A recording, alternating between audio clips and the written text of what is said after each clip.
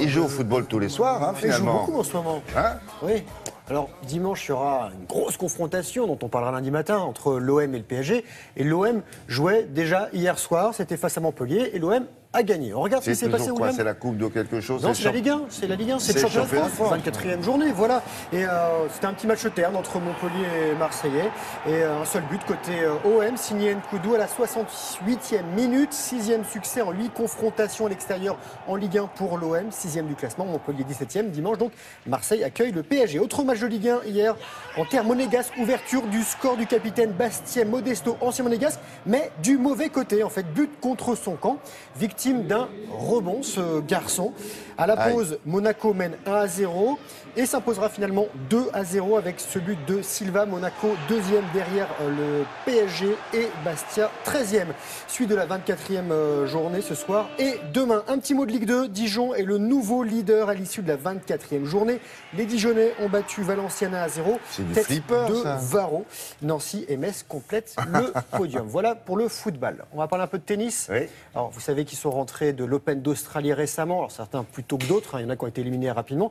Il y a encore du tennis. Ça s'appelle le tournoi de Montpellier, où nous nous rendons tout de suite. Il y avait 5 Français, 2 sont passés hier. Et Paul-Henri Mathieu, éliminé au premier tour de l'Open d'Australie, n'a pas tremblé pour son premier match à l'Open Sud de France. Le Français 93e mondial n'a eu aucun mal à battre le Suédois Elias Ymer, 155e.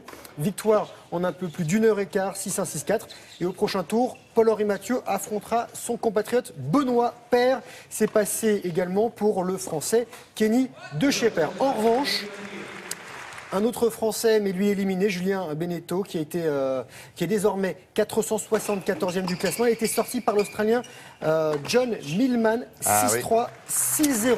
Ouais. Et à droite de votre écran, c'est Quentin Alice. Il a été éliminé au deuxième tour de l'Open d'Australie par Novak Djokovic, ce garçon.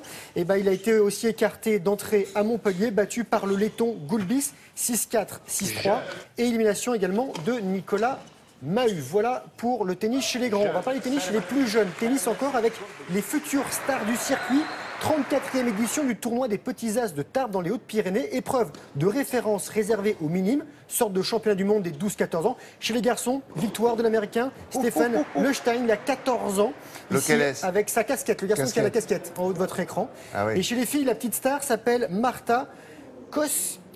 Elle est ukrainienne, elle est en haut de votre écran, elle a 14 ans, elle a déjà remporté l'Orange Bowl à Miami et Lady Air Cup en Floride. Ce sont 2 autres tournois majeurs dans cette catégorie. Et je rappelle que de grands noms du tennis ont remporté ce tournoi. Martina Hingis, Michael Chon, Richard Gasquet ou encore Rafael Nadal. Donc des jeunes gens à suivre. 14 ans. 14 ans. Tape comme des bruits. J'imagine que ce matin, en vous levant, vous êtes demandé ce qui était le plus puissant, le plus fort entre une Formule 1 et des rugbyman. Oui, oui, j'y pense souvent. Oui. Ah, voilà, on va vous montrer ce que ça donne. Je ne sais pas si vous avez le résultat. Regardez, un duel Oh là, explosif franchement. et plein de testostérone. C'est passionnant, hein. Regardez, entre le pack de l'équipe anglaise de rugby de Bath, à gauche de votre écran, et la F1 de l'Australien Daniel Ricciardo, 8 colosses, 831 kg de muscles face à un bolide de 750 chevaux qui peut atteindre 320 km/h. Et au milieu, un joug spécialement développé pour ce duel. Et à l'arrivée, personne n'a gagné. Beaucoup de pneus brûlés et des crampons bien enfoncés dans la pelouse. Et fallait surtout pas lâcher. Voilà, on va C'est terminer écolo, plus sérieusement. comme, c'est Totalement bien, écolo. ouais, c'est vraiment bien. On va terminer avec du ski ou plutôt du télémarque. Ancêtre du ski, le talon n'est pas fixé. Et il faut plier le genou, William, quand vous voulez tourner. Ça se passait au Contamine Montjoie, c'est en Haute-Savoie, c'est la Coupe du Monde. Le leader du classement, Phil Lowe, avec qui nous avions testé cette discipline, s'est imposé.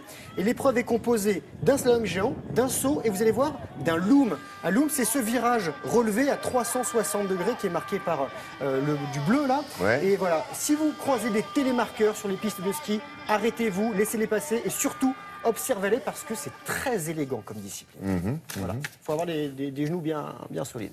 Comment vous appelez le virage, là? Loom. Un loom. L-O-O-M. Loom. Pourquoi Loom? On ne sait pas.